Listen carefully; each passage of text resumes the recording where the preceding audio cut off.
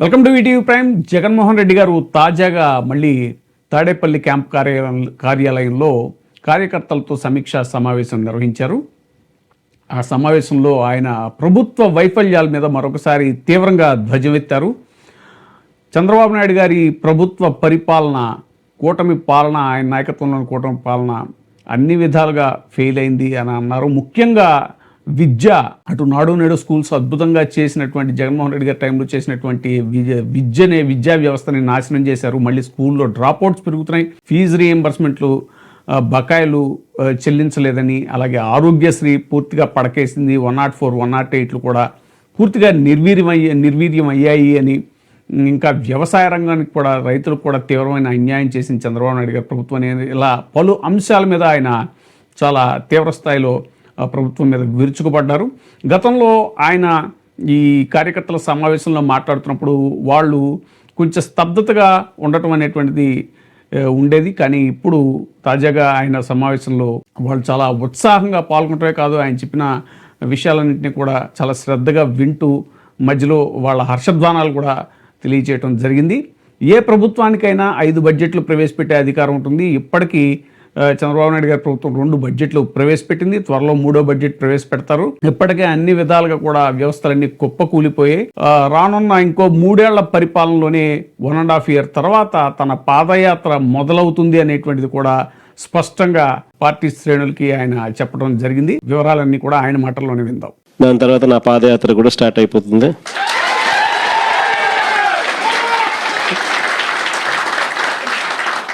దాని తర్వాత మరో 1.5 సంవత్సరం నేను కూడా ప్రజలతోనే రోడ్ల మీదే ప్రజల్లోనే మమేకమవుతూ ఆ ప్రయాణం కొనసాగుతుంది. ఇది మరీ ముఖ్యంగా ఎందుకు చెప్పాల్సి వస్తూ ఉంది అంటే, ఈరోజు పరిపాలన చాలా అంటే చాలా అన్యాయంగా జరుగుతూ ఉంది. రెడ్ బుక్ రాజ్యాంగంతో ఎక్కడా కూడా ఎవరినైనా కూడా ఏమంటే అది నేను చేసేయచ్చు అని ఖండకావరంతో ఈరోజు పరిపాలన సాగిస్తూ ఉన్నారు. పాలనంతా కూడా అబద్ధాలు, మోసాలు. ఆ అబద్ధాలు ఆడుతున్నావయ్యా, మోసం ఎందుకు చేస్తున్నావయ్యా అని చెప్పి గట్టిగా నిలదీస్తే రివర్స్ ఉల్టా కేసులు పెడతా ఉన్నారు, పోలీసులను పంపిస్తా ఉన్నారు. పోలీసు వ్యవస్థ ఎప్పుడు చూడని విధంగా దుర్వినియోగం అయిపోయిన పరిస్థితులు మొట్టమొదటిసారిగా చూస్తా ఉన్నాం. ఇవన్నీ కూడా ఈరోజు మనకు కనిపిస్తూ ఉన్నాయి. మరోవైపున పాలన ఎలా సాగుతూ ఉందని ఒకసారి చూస్తే, పాలనలో ప్రతి ఇంట్లో కూడా ఈరోజు చర్చనీయాంశంగానే ఉంది. ప్రతి ఇంట్లో కూడా ఈరోజు చర్చ జరుగుతూ ఉంది. జగన్ ఉన్నప్పుడే బాగుండేది, కనీసం ఆయన ప్రతి నెల ఏదో బటన్ నొక్కుతా ఉన్నాడు, ఖచ్చితంగా మాట చెప్పినాడు, మాట ప్రకారం నిలబడ్డాడు. ఈ రోజు జగన్ పోయాడు, చంద్రబాబు నాయుడు ఏమో బిర్యానీ పెడతానని మోసం చేశాడు, ఉన్న పలావు పోయింది, ఇప్పుడు బిర్యానీ కూడా పోయింది అని చెప్పి ఈరోజు ప్రతి ఇంట్లో కూడా చర్చనీయాంశం జరుగుతూ ఉంది. ఈరోజు నిజంగానే ప్రతి ఇంట్లో కూడా పోలికను చూస్తూ ఉన్నారు. ఆ రోజు ఇదే రాష్ట్రం, ఇదే బడ్జెట్, ఇదే పరిస్థితుల్లో అప్పుడు ఇంకా దారుణమైన పరిస్థితులు, కోవిడ్ వచ్చి 2 సంవత్సరాలు అతి దారుణమైన పరిస్థితులు ఉన్నప్పటికీ కూడా ఎప్పుడూ కూడా ప్రభుత్వ కష్టాలను ఎప్పుడు ప్రజలకు చూపించి ఎప్పుడూ కూడా పథకాలను ఎగరగొట్టాలి అని చెప్పి ఏ రోజు మన ప్రభుత్వం ఎప్పుడు ఆలోచన చేయలే. మన కష్టాలు ఎన్నున్నా కూడా ముఖంలో చిక్కటి చిరునవ్వే మెయింటైన్ చేశాం. ప్రజలకు మాత్రం చెప్పిన ప్రతి మంచి కూడా చేసి చూపించిన ప్రభుత్వం మనది. కానీ ఎప్పుడైతే మనం ఓడిపోయినామో, ఎప్పుడైతే చంద్రబాబు నాయుడు గారి పాలన ప్రజలు మళ్ళీ తిరిగి చూశారో అప్పుడు తేడా కనిపిస్తూ ఉంది. జగన్ వల్ల మంచి జరిగింది, జగన్ ఎలా చేయగలిగినాడు, చంద్రబాబు నాయుడు ఎందుకు చేయలేకపోతా ఉన్నాడు, చంద్రబాబు నాయుడు అంత అబద్ధాలోడు, మోసం చేసేవాడు ప్రపంచ చరిత్రలో ఎవడు ఉండడు అని కూడా చెప్తా ఉన్నారు. ఒకవైపున ఉన్న పథకాలన్నీ రద్దయిపోయాయి, మరోవైపున ఈయన చెప్పిన సూపర్ 6లు, సూపర్ 7లు అన్నీ మోసాల కింద తేలిపోయాయి.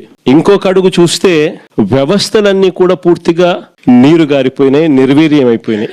ఆశ్చర్యం కలిగించే విధంగా స్కూళ్ళు అయితే కలకలలాడుతూ ఉన్నాయి. మన ప్రభుత్వంలో మొట్టమొదటిసారిగా స్కూల్ రూపురేఖలు మారాయి. దశాబ్దాలుగా ఎవడు కూడా పట్టించుకునే పరిస్థితి నుంచి స్కూళ్ళ రూపురేఖలు మారి ప్రైవేట్ వాళ్ళు కూడా గవర్నమెంట్ స్కూళ్ళతో పోటీ పడే పరిస్థితి ఎప్పుడు వచ్చింది అని అంటే అది కేవలం మన 5 సంవత్సరాల పరిపాలనలో మాత్రమే జరిగింది.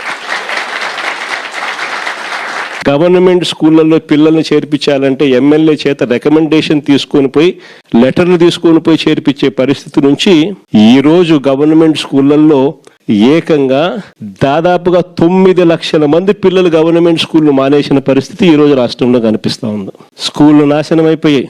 పెద్ద చదువులు చదువుతా ఉన్న పిల్లలు ఫీజు రీయింబర్స్మెంట్ లేక 8 క్వార్టర్స్, జనవరి, ఫిబ్రవరి, మార్చికి సంబంధించిన క్వార్టర్ మామూలుగా ఏప్రిల్లో వెరిఫై చేసి మేలో ఫీజు రీయింబర్స్మెంట్ ఇచ్చేసేయాలి. ఒక క్వార్టర్ అయిపోతూనే, ఒక త్రైమాసికం అయిపోతూనే ఆ త్రైమాసికానికి సంబంధించి మన ప్రభుత్వ హయాంలో వచ్చి నెక్స్ట్ త్రైమాసికంలో పాత త్రైమాసికానికి సంబంధించిన డబ్బులు ఆ తల్లుల ఖాతాల్లోకి డబ్బులు పడేటివి వెరిఫికేషన్ కంప్లీట్ చేసుకుని.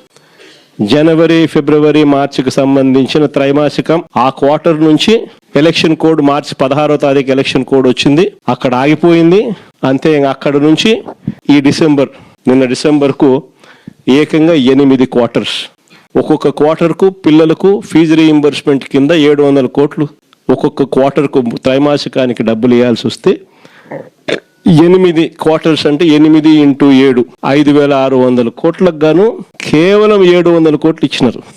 4,900 కోట్లు బకాయి. వసతి దీవెన కింద ప్రతి జనవరిలో 1,100 కోట్లు పిల్లలకు బోర్డింగ్ అండ్ లాడ్జింగ్ ఖర్చుల కోసం, ఇంజనీరింగ్ చదివే పిల్లలకు, ఇటువంటి చదువులకు, డిగ్రీ చదివే పిల్లలకు ప్రతి సంవత్సరం, ఇంజనీరింగ్ చదివే పిల్లలకైతే 20,000, పాలిటెక్నిక్ చదివే పిల్లలకు 15,000, ఐటీఐ చదివే పిల్లలకు 10,000, ఇలా ప్రతి సంవత్సరం కూడా క్రమం తప్పకుండా ఏప్రిల్ మాసంలో ప్రతి సంవత్సరంలో 1,100 కోట్లు మన ప్రభుత్వం జమ చేసేది.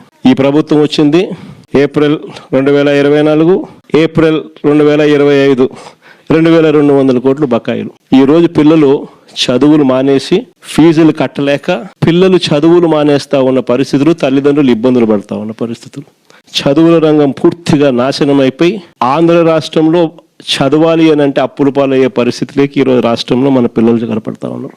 వైద్య రంగం గురించి నేను చెప్పాల్సిన పనుల, ఆరోగ్యశ్రీ అనేది తెరమరుగు అయిపోయింది.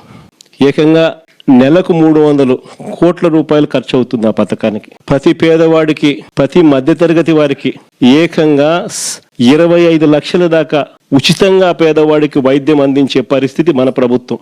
3,300 ప్రొసీజర్లకు విస్తరించి 25 లక్షల దాకా ఉచితంగా పేదవాడికి వైద్యం అందిస్తూ, పేద మధ్యతరగతి వారికి వైద్యం అందిస్తూ మన ప్రభుత్వ హయాంలో ఆరోగ్యశ్రీని నాన్న ఈ లెవెల్లోకి తీసుకొస్తే మనం ఈ లెవెల్లోకి తీసుకుని పోయి నడిపించినాం. ఈ రోజుకి దాదాపుగా 20 నెలలు × 300 కోట్లు అంటే దాదాపుగా 6,000 కోట్లు. ఈ రోజుకి కూడా బకాయిలు ఎంత ఉన్నాయంటే 4,000 కోట్లు పైచులకు ఈ రోజుకి కూడా బకాయిలు. నెట్వర్క్ హాస్పిటల్ బోర్డులు తిప్పేశాయి, పేషెంట్లను మేము చూడము అని చెప్పేస్తా ఉన్నారు. ఈ రోజు ఆరోగ్యశ్రీ అనేది హాస్పిటల్లో కనపడని పరిస్థితుల్లోకి చంద్రబాబు నాయుడు ప్రభుత్వంలో జరుగుతూ ఉంది. 104, 108 మన ప్రభుత్వ హయాంలో కోవిడ్ టైంలో కూడా ఫ్లాగ్ చేసి 104, 108 వెహికల్ మొత్తం పంపించి కొత్త వెహికల్స్ తీసుకొని వచ్చి ప్రతి మండలానికి పంపించిన కార్యక్రమం మందైతే ఇప్పుడు ఆ వెహికల్స్ అన్ని కూడా పడకేసినాయి. తెలుగుదేశం పార్టీకి సంబంధించిన డాక్టర్ లివింగ్ హెడ్ అంటే కేవలం 5 కోట్ల రూపాయలు కూడా లేనోడు 104, 108 వాహనాలు కాంట్రాక్ట్ ఇచ్చినారు. పూర్తిగా బండ్లన్నీ పడుకున్నాయి, స్కాములు చేసినారు. పూర్తిగా బండ్లు రాక ఈ రోజు 104, 108 ఫోన్ చేస్తే 2 గంటల తర్వాత వస్తామని చెప్తున్నారు. 108కి ఫోన్ చేస్తే ఆరోగ్యశ్రీ అనేది పూర్తిగా పడకేసింది. వైద్యం అన్నది పేదవాడికి అందకుండా పోయే పరిస్థితిలోకి వచ్చింది.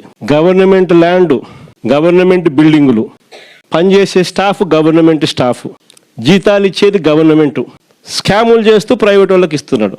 ఉట్టి జీతాలకే ఆ మెడికల్ కాలేజీలలో సంవత్సరానికి నెలకు 5 కోట్ల రూపాయలు ఒక్కొక్క కాలేజీలో అవుతుంది. సంవత్సరానికి 60 కోట్లు, 2 ఏళ్లకు 120 కోట్లు గవర్నమెంట్ మెడికల్ కాలేజు ప్రైవేట్ వాళ్ళకి ఇచ్చి చంద్రబాబు నాయుడు 120 కోట్లు వాళ్ళకి ఎన్నికిస్తాడంట. ఇది ఎక్కడైనా మీరు విన్నారా? గవర్నమెంట్ది ల్యాండ్, గవర్నమెంట్ది బిల్డింగులు, గవర్నమెంట్ స్టాఫ్, జీతాలు ఇచ్చేది గవర్నమెంటు, నడిపేదేమో ప్రైవేటు, లాభాలేమో ప్రైవేటు కంట. ఇట్లాంటి దారుణమైన స్కాములు చేస్తే మేము అధికారంలోకి వచ్చినాక 2 నెలల్లో బొక్కలో వేస్తానని చెప్పిన.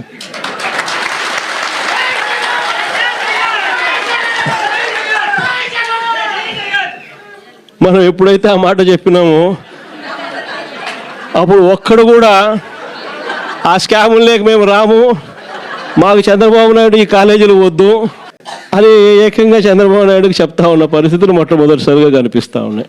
వ్యవసాయం గురించి నేను చెప్పాల్సిన పనుల, ఏ పంటకు గిట్టుబాటు ధరలు రావడంలా, ఎక్కడ చూసినా దళారీ వ్యవస్థ, చివరికి ఎరువులు కూడా బ్లాక్లో కొనుక్కోవాల్సిన పరిస్థితిలోకి మొట్టమొదటిసారిగా రాష్ట్రంలో చూస్తా ఉన్నాం.